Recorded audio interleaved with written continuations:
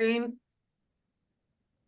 Everyone's got it. Thumbs up. Perfect. All right. Well, thank you all for coming. My name is Bea Johnson. I'm an environmental educator with ecoMaine. I've got my coworker here, Jamie Garvin. Jamie, if you want. Yeah, Jamie is our Director of Communications and Public Affairs here at ecoMaine. And right now, a big hot topic for us is extended producer responsibility for packaging all across the state of Maine. So talking a little bit about what this means for communities, and updates regarding the program. So let's see, let me advance here. There we go.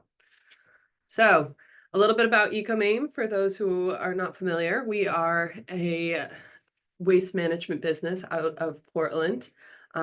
We are a quasi-municipal 501c3 nonprofit, providing comprehensive long-term solid waste solutions with a focus on being environmentally and economically responsible and sound.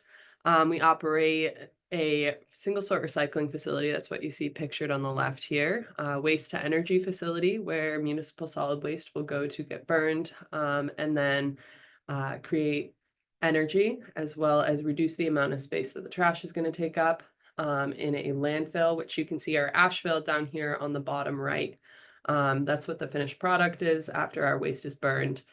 We operate an ash fill a few miles down the road from our location kind of by the jet port. I'm just going to slide through here. We serve about 73 communities all across Maine. You can see there are some communities up here in the Rockland, Owl's Head, Brooksville, Swanville. So we go right up the coast all the way down to New Hampshire with Newington and Greenland. There's a lot of communities in Western Maine as well. So there's a good portion. We serve about 1/3 of Maine's waste and recycling. We're owned by 20 municipalities in the for the most part, Greater Portland area. You can see those are in green on the map here. So those are the communities that are part owners in ecoMaine. They sit on the board of the directors here at ecoMaine. So we're taking a lot of waste, and we have a lot to say about extended producer responsibility and how that's going to affect our waste stream, as well as our recycling stream here at ecoMaine. Okay. So just a general why we recycle. So recycling does a lot of things. For one, it's reducing emissions. A lot of people question, is recycling really worth it? Is it really better for the environment? And that's something we hear a lot. Recycling does indeed reduce emissions. If Maine recycles 50% of its solid waste, which is what our recycling goals are that we have yet to hit, it would be like taking about 166,000 cars off the road. We're creating jobs. You think about it, with recycling, you have a lot of people sorting the materials. It's not just going right to waste to energy or going to a landfill. So we're actually creating more jobs. It's about 36 times more jobs for recycling than it is for waste in general. And the most important thing that goes back to a waste hierarchy, the US EPA's waste hierarchy with reduce, reuse, recycle, compost digestion, waste energy landfill, is that we are reducing the amount of space that's going to be in the landfill. So by recycling 1 ton of plastic, it saves about 30 cubic yards of landfill space. So as much as we can do to make sure we keep those recyclable materials out of our landfills. Right now, we have a lot of waste that's going to the waste stream that is actually recyclable. So right here, this is a waste study as of 2011. There's actually an updated waste study happening. That's what you can see this photo is. The DEP right now is leading a statewide waste study. They were here this summer doing some audits. They're actually sorting the waste into 88 categories this time. So we're really going to get a good look as to what the waste looks like as of 2024. But even back to 2011, you can see there's a huge problem with organics. So foods, leaves, all sorts of things in our waste stream, as well as paper, plastic, metals. A lot of this is made from packaging. So the packaging is actually taking up about 30% of the waste. So, and that's about 50% of the material that we receive in our single sort recycling stream. So 30% of what comes to our waste to energy facility, which we receive 175,000 tons of waste every year, and about 35,000 tons of recycling is packaging. So packaging has been targeted as a pretty significant problem in the state of Maine. Something that we really want to make sure we can reduce on, because right now it's up to taxpayers and consumers to be paying for these disposal costs. So that's what brings EPR kind of into the loop here.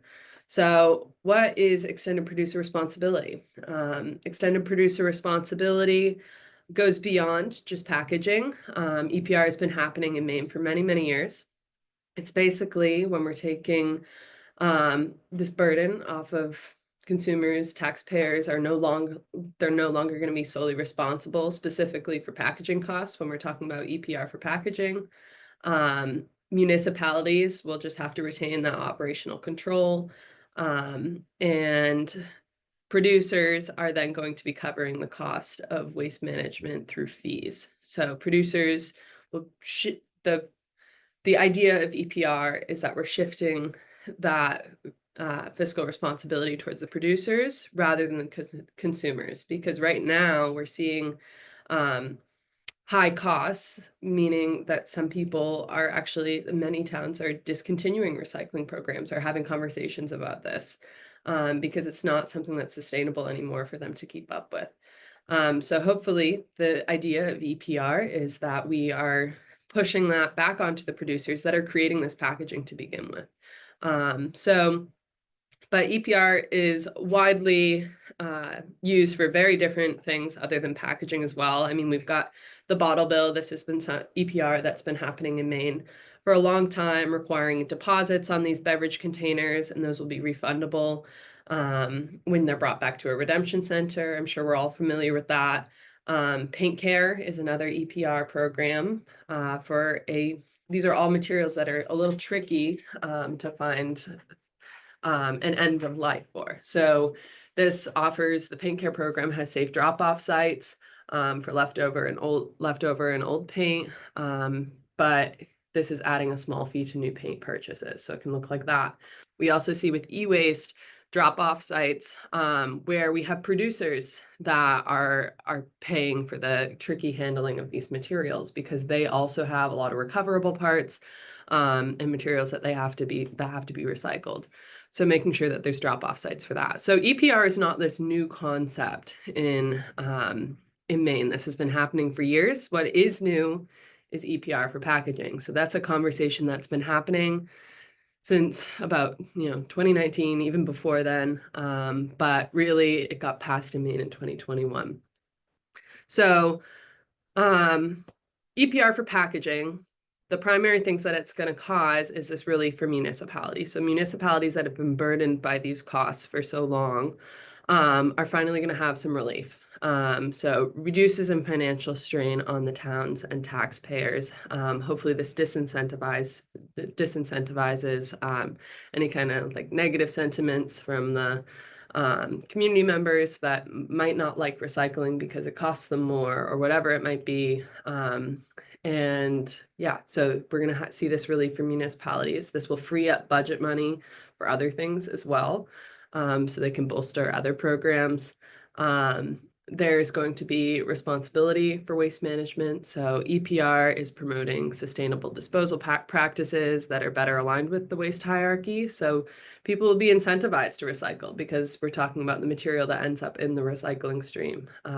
So basically, any of this material is going to, the less contamination, the better, basically, when it comes to that. And then there's also going to be incentives for producers to create less wasteful packaging. So we're going to be encouraging product design from these producers, especially as these EPR laws are more widely adopted across the United States. The more states that take on these policies where they're going to have to be paying, the producer is going to be paying into a fund per tonnage of material that comes to the state, the more likely they are to decrease the amount of packaging that comes with a product when you order it to begin with. So it's going to encourage this more sustainable product design. So it's really just going to be this fundamental shift in cost responsibility for recycling. So instead of that local government bearing the full burden, the industry will be responsible for significantly offsetting those costs through fees paid into a stewardship organization within the state. So Maine's really led the way. We were the first state to pass EPR for packaging law in 2021. We were quickly followed by other states, Minnesota, Colorado, California, and Oregon. And there's even talk right now in more states, New York, New Jersey, Illinois, Mass, Maryland, where EPR for packaging is currently active and on agendas, and then other ones starting their needs assessment and thinking about the concept. So it's quite impressive to me that Maine was such a leader on EPR for packaging, but we also are setting up our program a little differently than some of the other states, where we have a stewardship organization that is basically going to be holding those funds from the producers. And then that is where we're going to be incentivizing those communities, reimbursing the communities, as well as any excess can be sent back to bolster recycling programs. So there's a lot of financial benefits for communities to be signing on to EPR. So we have to opt in. That's another thing we'll talk about in a little bit, but communities are going to need to opt into this program. It's not something that you're automatically going to start seeing. So there's a lot of financial benefits. EPR can offset any collection costs, so the curbside costs. This could be transfer station fees and costs for running the transfer station, processing, and disposal. These are where we're going to see the offsets for costs. The town of Scarborough, for example, is expected is probably spending around $600,000 or more in their annual recycling collection and hauling.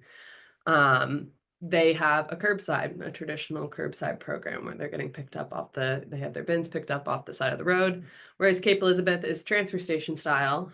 They're spending around $100,000 for their annual recycling. So these are all fees that would be covered under EPR. So these would be costs that were eligible for reimbursement. And all that reimbursement would be coming from the producers that are creating the packaging to begin with.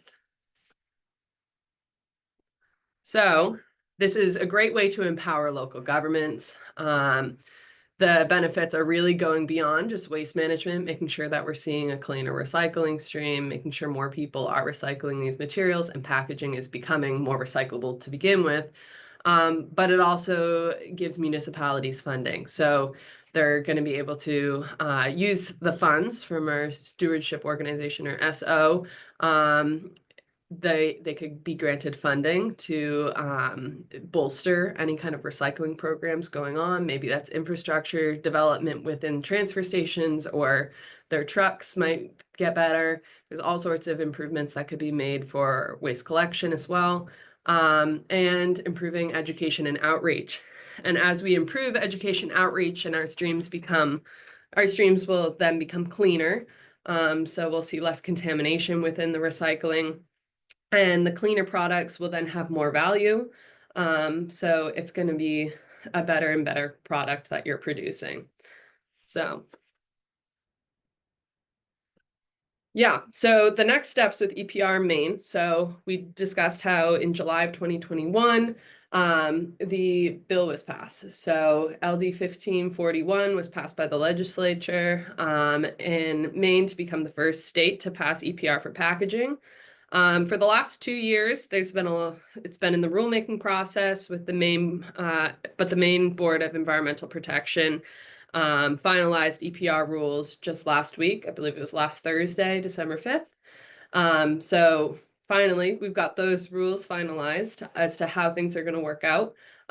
This is all public knowledge. You can look it up if anyone's interested on further reading these rules, seeing any kind of public comment that was made on them. concerns, questions. That's all online. You can look into it just on the DEP website and the state website. And then, so the next steps here, now that we have these rules finalized, is going to start to be communities opting into the program. So the communities must opt in by 2026 to receive reimbursements in 2027. I believe that's Jamie. Can you just it should be reimbursements for 2027, correct? Or 2020? Yeah, so the way it'll work is that the amount of material that is collected, processed in calendar year 2026, communities will start receiving reimbursement for that in 2027. So it's a retroactive payment back to communities based on the prior year's volume of material based on weight. Mm-hmm. Yeah.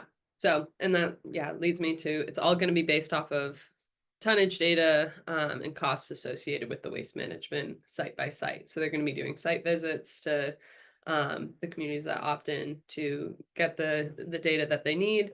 And then the reimbursements for the programs will start in 2027. So 2027 is really going to be that implementation.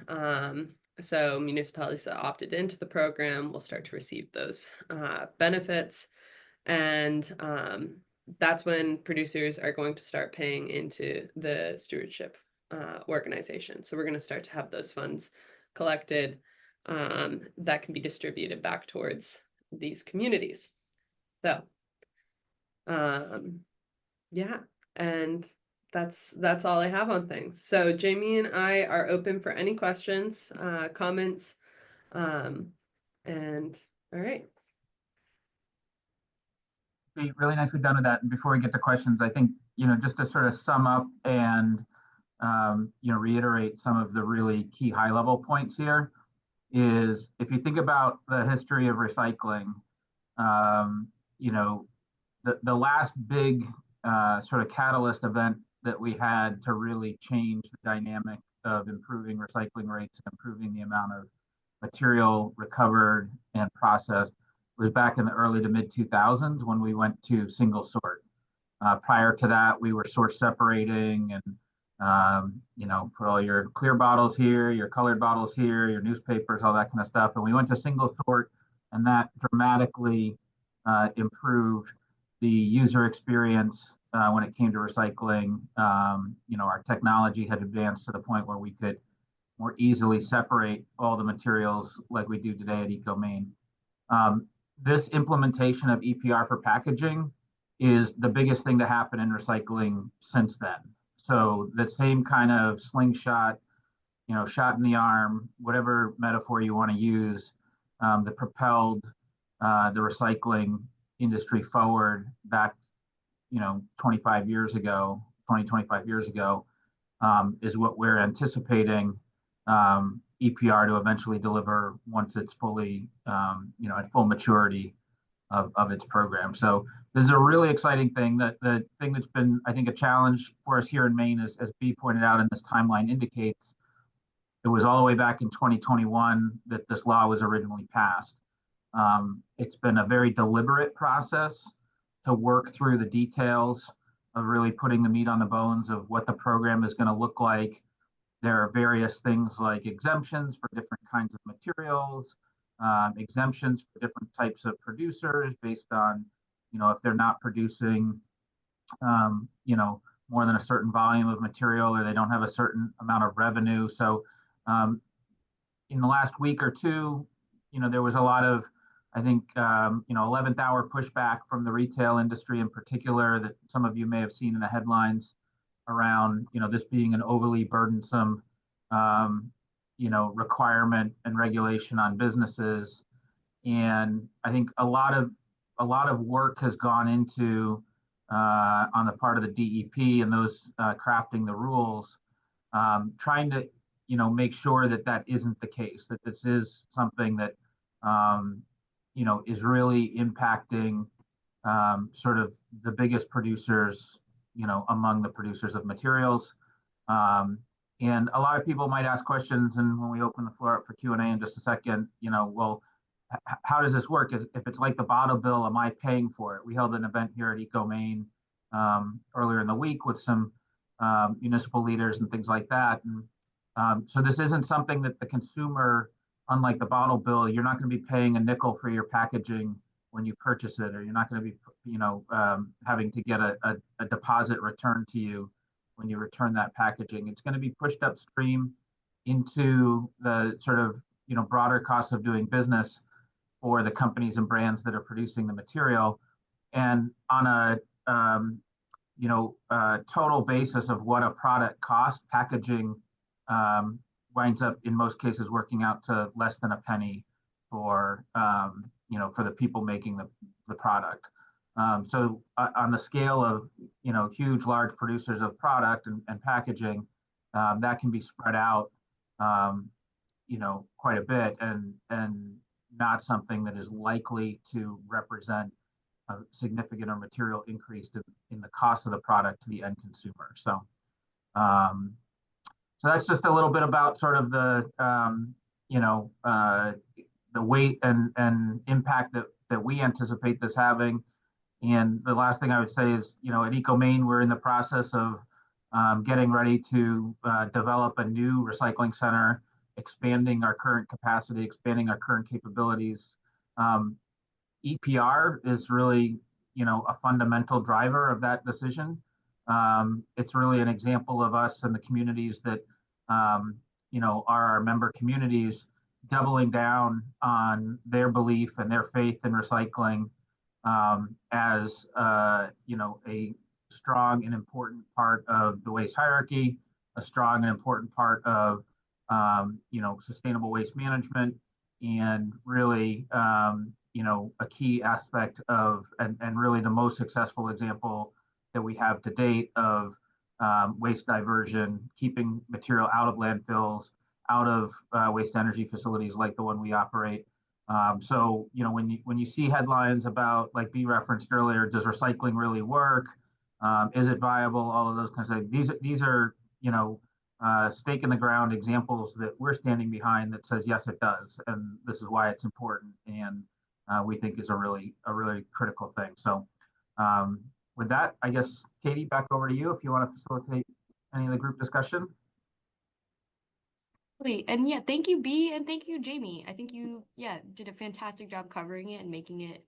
It's not an easy topic to digest, but yeah, thank you both. And yeah, here for questions for the audience, from the audience. Any questions about EPR, ecoMaine? Okay. We have a question, Katie. Yeah. I have a question. So are there restrictions on what you can use this funding for? That's my first question. The second question is, how steady over the years might this funding stream be? Yeah, good question, Julie. So it doesn't work like a grant fund does. So if you're thinking of it in terms of that and like restrictions on what you can use it for, it doesn't work like that, and the funds are unrestricted. But what it does do is reimburse you for the costs associated with the recycling activity. So each year, towns and cities are going to be reporting, towns and cities that opt into the program are going to be reporting on the volume of packaging that they handled. So there'll be two basic things that sort of feed the equation. What's the total volume of packaging coming into Maine and in part into your community, right? So, how much total, the stewardship organization is going to be, key in administrating all this too. So this isn't a burden that falls, directly to cities and towns individually, but we'll know based on their reporting, basically how much material is coming into Maine. So that's kind of like the denominator number in the fraction. And then the numerator is, how much, Portland, South Portland, whatever, community is processing through their operations, right? And so when you think about the fees that you pay in case of ecoMaine communities, the fees that you're paying to ecoMaine for the processing. In the example that B gave of Scarborough, a portion of the collection and hauling fees that can be attributed to recycling, and as a result of that, to the percentage of material in the recycling that's packaging. Maybe if you're operating a transfer station, there's going to be towns and cities are going to want to estimate, okay, of our total personnel hours, how much can we attribute to recycling? And again, based on the percentage of the recycling that is estimated to be packaging through waste audits, how much of that then hourly, comes down to effectively managing packaging, right? So all of that data will sort of go into the equation, and then the stewardship fund will disperse reimbursements back to the cities and towns based on their prior year's activity. So once the city and town gets that money back, they can use it for whatever. They can either use it just as an offset for all of those expenses that we just talked about, or direct them elsewhere, to cover. It's a little bit of, at the end of the day, I'm not sure it really matters, right? So if you're recognizing revenue from recycling, that then allows you to not cut in another area of your municipal budget, one is sort of working in service of the other. But it's to be very clear and to reiterate from my early answer, it's not like getting an EPA grant or some other kind of direct payment where you can only use it for certain things. Does that answer your question? Yes, thank you. Yeah. The other thing, just about it came up in our session on Tuesday, so I'll sort of preemptively answer it here, is, one of the questions we get most frequently and most early in conversations like this is, well, how much money are we talking about? And, to be quite frank, we don't really have a good sense of that. Now we can come to some really ballpark, sort of estimates around what your individual community might be spending on recycling today. And we know that, from our own waste audit activities, packaging makes up, like we said, at least 50%, in the case of ecoMaine, even more than that. But what we don't know is what that denominator number is currently that I referenced a minute ago, the total amount of packaging coming in, what the nature of that packaging is. The brands and manufacturers will be paying a certain amount based on what's referred to in the rules as readily recyclable. But if their material is not considered readily recyclable, they're going to be paying a multiplier on that, a penalty basically, for delivering packaging to consumers that is not as recyclable as it could be. And so we don't have a sense just yet of what that pool of money is going to look like. It's a little bit of a chicken and an egg problem, where I think for the first year, if you're a city manager or you're a finance director in a community and you're trying to say, well, how much am I going to recognize for revenue here? It's a little bit of a blind spot for us. But what we do know is that in year 2 and beyond, we will have established a run rate and an expected revenue flow that we'll be able to do better forecasting on. So that it's really that first year that is sort of the leap of faith. But there's no downside to this specifically. That's the other thing, is there's no reason to not participate. As B said, communities are going to need to opt in. There will be some work associated with, preparing for the reporting and all of that kind of stuff. But there's no specific downside to, to participating in the program. If cities and towns do not opt into it, as we're telling them, you're basically leaving money on the table. So. Thank you, Jamie. I think Kate has her hand up first.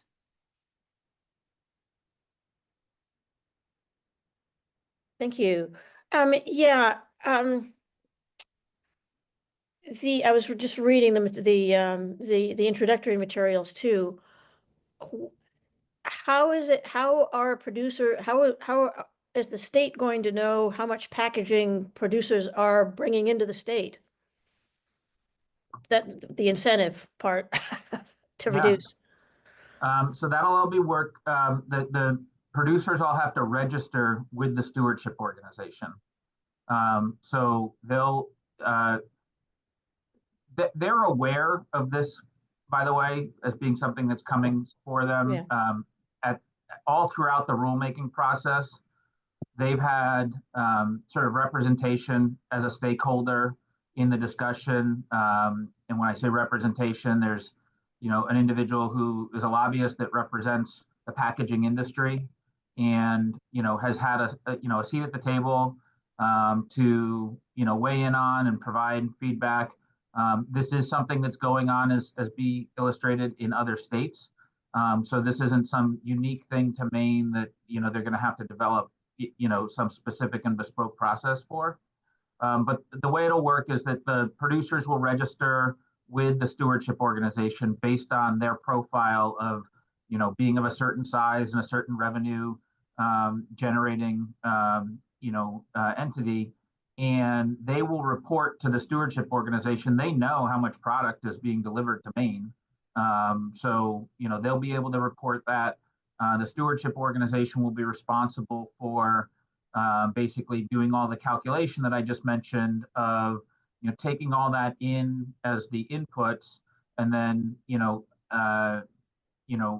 doing the algebra associated with what of that material is captured and processed, and assigning a cost to that to be reimbursed through the stewardship fund. So does that answer your question, Kate?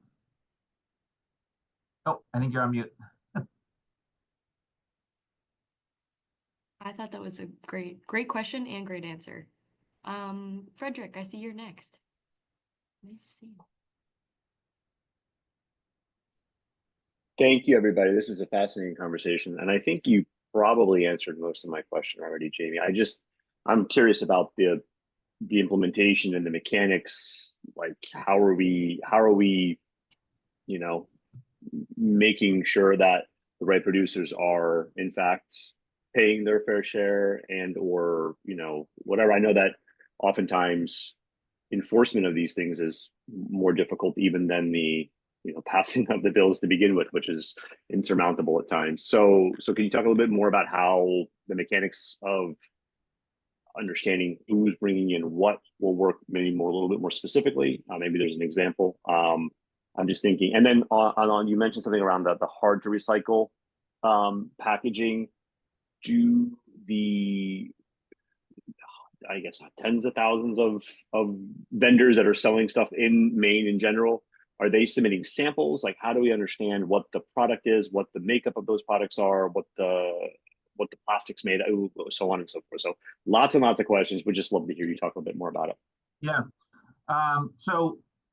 One of the things that's, let me come to your question in a little bit of a tangential way. So one of the things that's different about what we're going to be doing here in Maine is we're going to be operating this stewardship organization, or SO, as you'll come to hear it referred to as. Can't get enough acronyms here, so have to add that.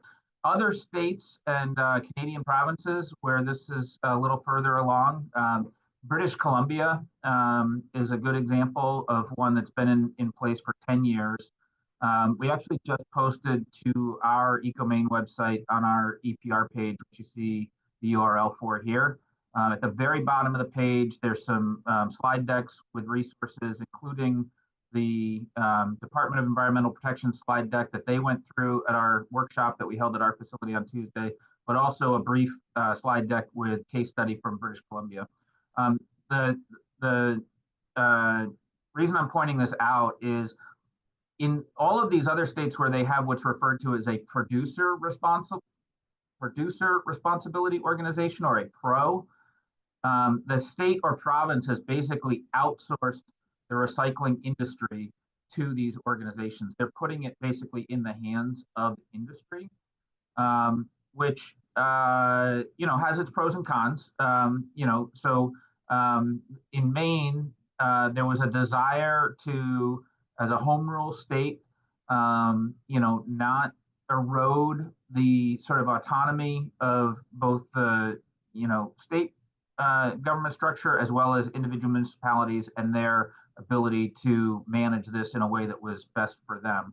So there is still, like I said, a little bit of an unknown, just in terms of, what that's going to look like. It's in all likelihood going to be the same type of vendor, so even in some cases, the same actual vendor that serves as a pro for some of the other states. But how they manage the inputs from the manufacturers remains a little bit of an unknown. And later in 2025, the state will be going out to RFP for the stewardship organization, and that will become, I think, a lot more clear through that process. However, in broad terms about how the program, is designed to work, again, there are different criteria laid out in the rules that were just adopted that identify who qualifies as a producer, what qualifies as packaging. There's very specific definitions around that. And so those definitions and criteria will be applied to all of the manufacturers for whom these rules, are relevant. Again, there are, a number of producers that will fall below a certain threshold of either the volume of material they're producing or the revenue they're generating as a company that won't have to worry about this. But if you're part of a profile that, meets the definition of the rules, then they'll all be required to work with the stewardship organization to report on the amount of material they're producing. There are penalties in there if they're not accurately reporting that, or if they're failing to report and things like that. So there are teeth in the rules from an enforcement standpoint. And the last thing you asked about was around that difficult to recycle material or non-recyclable material, non-readily recyclable material. So there is a provision in the rules that speaks to alternative collection programs. This is something that can be seen as an EPR killer if not managed properly.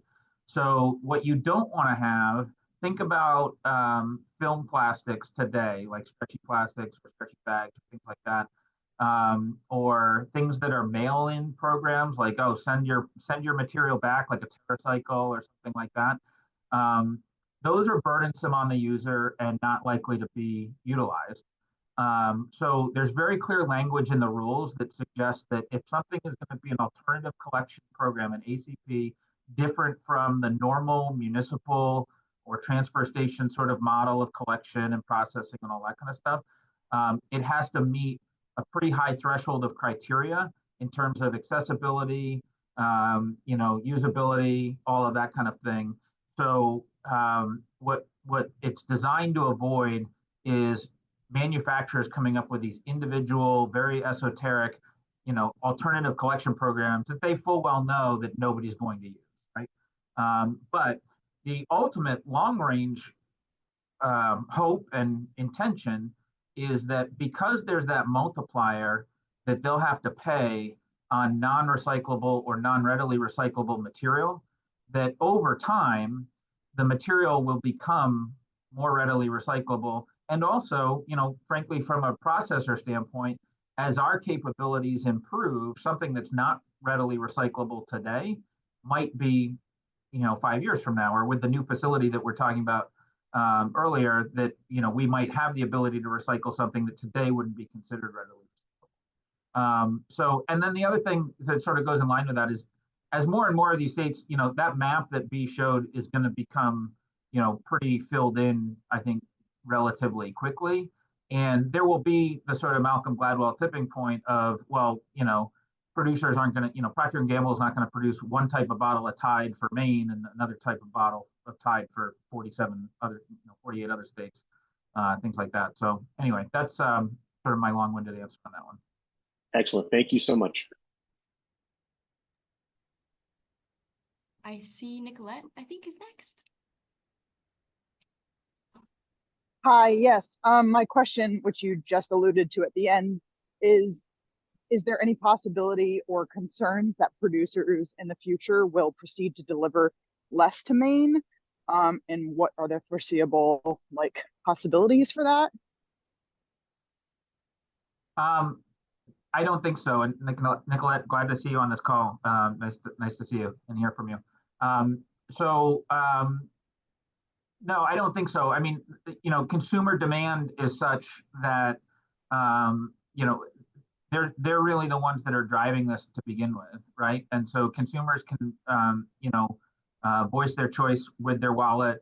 But the reality today is that consumers, with rare exception, don't have a lot of control or decision making in the packaging and the type of material that their goods come in. I think that most research shows that consumers want to make smarter and more sustainable choices, and when presented with them at reasonable cost, will do so. So for companies that choose to not play ball, if you will, I think the likely outcome is that they'll lose market share. I also think another thing to add to this is how widely spread this is about to become. I mean, we've already had 5 states within the past couple of years do this, or adopt rules. And I just think that over time, we're going to see more and more states hop on, and the producers are ready. They know what they have to do. This has been happening for many years in Canada, Europe. So I think that it's just, we're the next people to jump onto the program. So I don't think that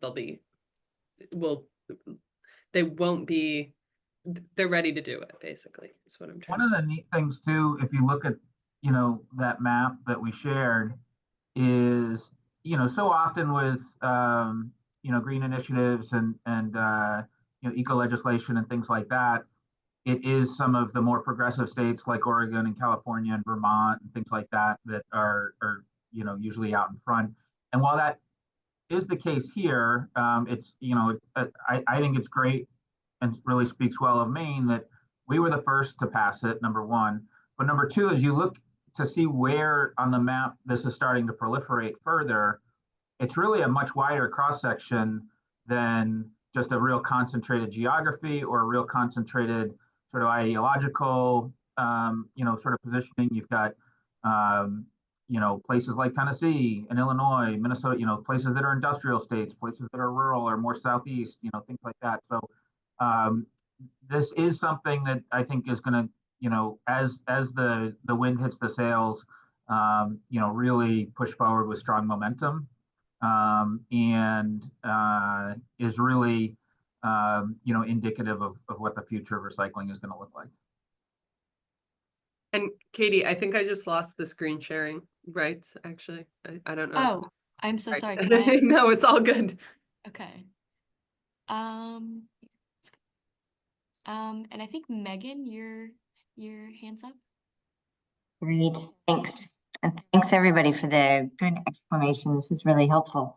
I have 3 questions, so I'm going to lay them out slowly, take them in whatever order you want. But the first one is about reimbursement of costs to municipalities. So what I heard was you'll reimburse for recycling expenses. And I'm just curious, as we understand, a fair amount of packaging ends up in the disposal part of the waste stream. Is there any reimbursement for disposal costs, assuming some of the packaging goes there as well? So that's first question.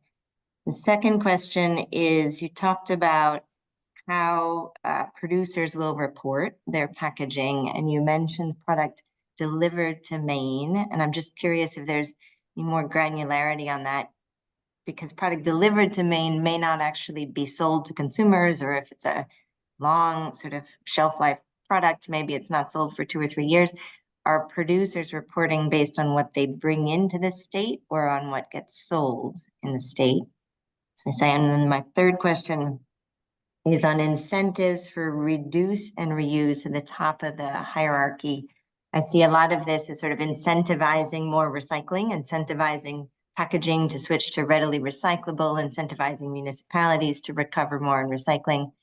But I didn't hear anything so far about incentives for reducing packaging or moving to reusable options. I'm curious if that's in there as well. Sure. So the first question you had was about recycling material that winds up in waste and not recycling, right? So with all legislation and then the ultimate rulemaking, when it comes to implementing legislation, there's always compromises that need to be made. The original rules for EPR in Maine had a uh, a tiered sort of mechanism for obviously giving greatest weight to material that was going to be recycled, but even stuff that was, for example, winding up at waste to energy here at ecoMaine, would have a certain value to it, and then material going to landfill. Ultimately, that had to get scrapped as part of sort of the compromising on this for a couple of different reasons.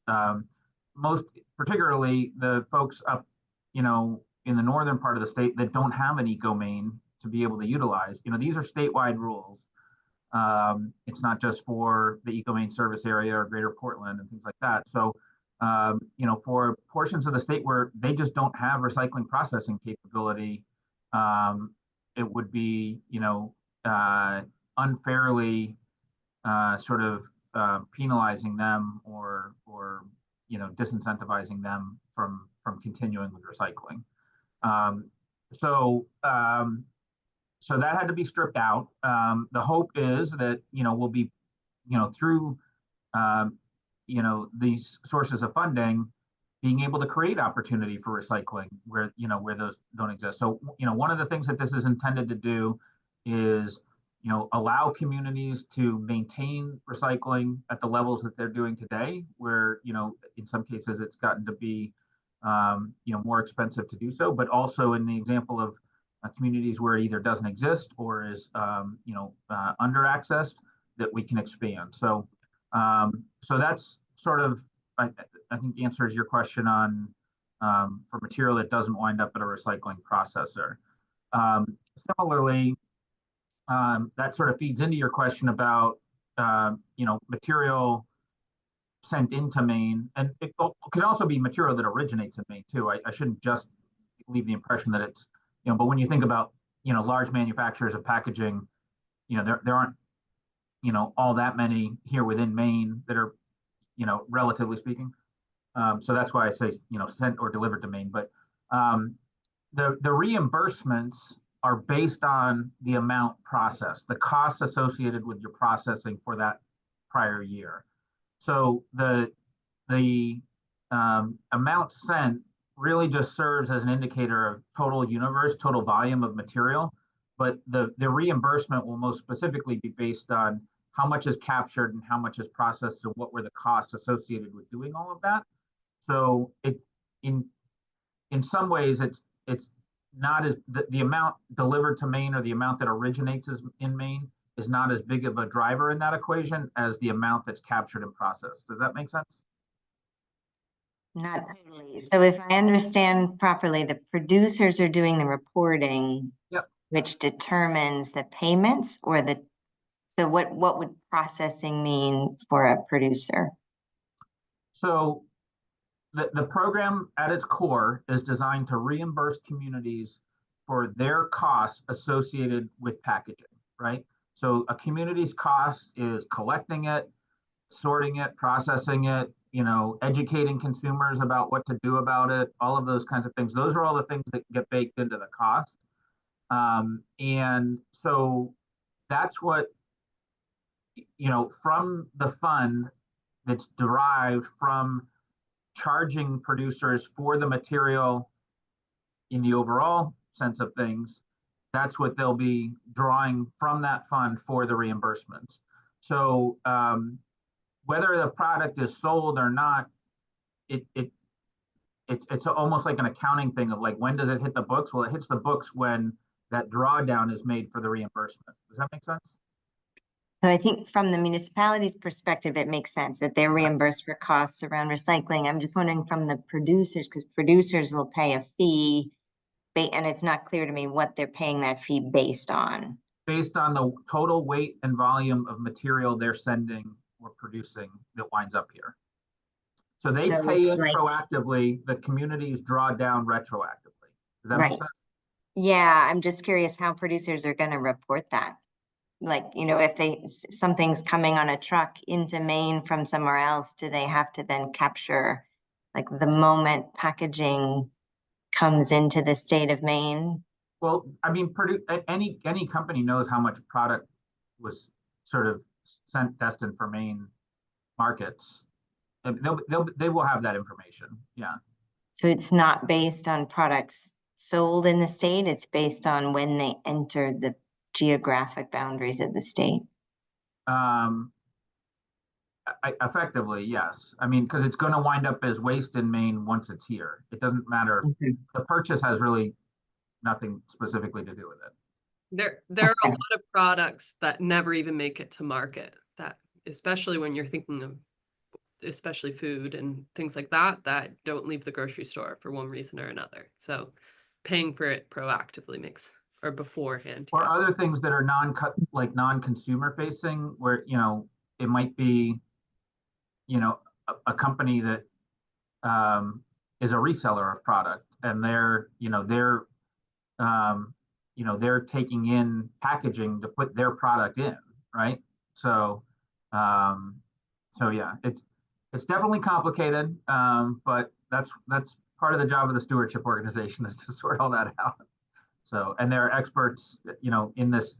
It's a very niche space, but there are a relative handful of companies that have sprung up that really know how to run these things, and have engineered both the systems and processes and communication streams and things like that to be able to facilitate the program effectively. So Do you have any thoughts the on British the- Columbia case study is a good one to look at, just to see over 10 years, how has it worked, what has it resulted in actual money, volume of material, all that kind of stuff. And British Columbia is also an interesting example because, similar to some of our states, you've got, one very large city there, some smaller cities, some tribal, organizations, things like that. It's a very, demographically, by communities type, very, very diverse area. So it's an interesting little lab kind of to see this borne out in. Great, thanks, Jamie. And do you have any insights on incentives within the law for reduction of packaging and reuse Thanks for actions? reminding me of the last question. So I think really, if you think broadly in the terms of reducing the amount of over packaging of things, the sort of box within a box that we all see, that's one thing that will hopefully reduce the amount of packaging. The second thing is, for things that are components in packaging, if we think about, styrofoam or other, things like that aren't readily recyclable, transitioning to things that are, more recyclable like that. I think, that's a reduction of the non-recyclable material, at least, that might be accompanying packaging. So, otherwise, nothing specifically encouraging reuse necessarily, or giving any other, special value to reusable things. But, we see all of these things, I mean, there's obviously strong efforts, with some others and probably some on this call, around the reuse effort and things like that. I mean, we see all these as a constellation of solutions working together, not any one thing being the single silver bullet, to solve the problem. So. Clarifying.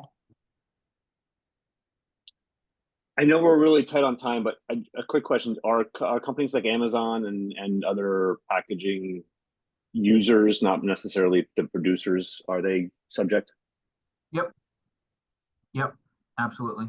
Yeah, so if you go into the rules and look at the definition of what a producer and what packaging is, it sort of spells that out. So it can be, like I said, that Tide bottle itself, or if you're ordering from Amazon, the box that your Tide bottle comes in, right? So all of that stuff. And then where does that line get drawn? And this is probably too big of a question for now, but like, is the logistics company that has pallets and film and top cardboard and all those kinds of stuff, are they also responsible, or is it the product inside that packaging, like a pallet of Tide? Is it Tide is Procter & Gamble responsible all of it, or does this responsibility get split? And that's Yeah, that's a good question. I can't speak to that specifically because I know it's addressed. I don't recall specifically the answer. But I know that it's spelled out. I just don't remember in specifics that I don't want to answer incorrectly. So.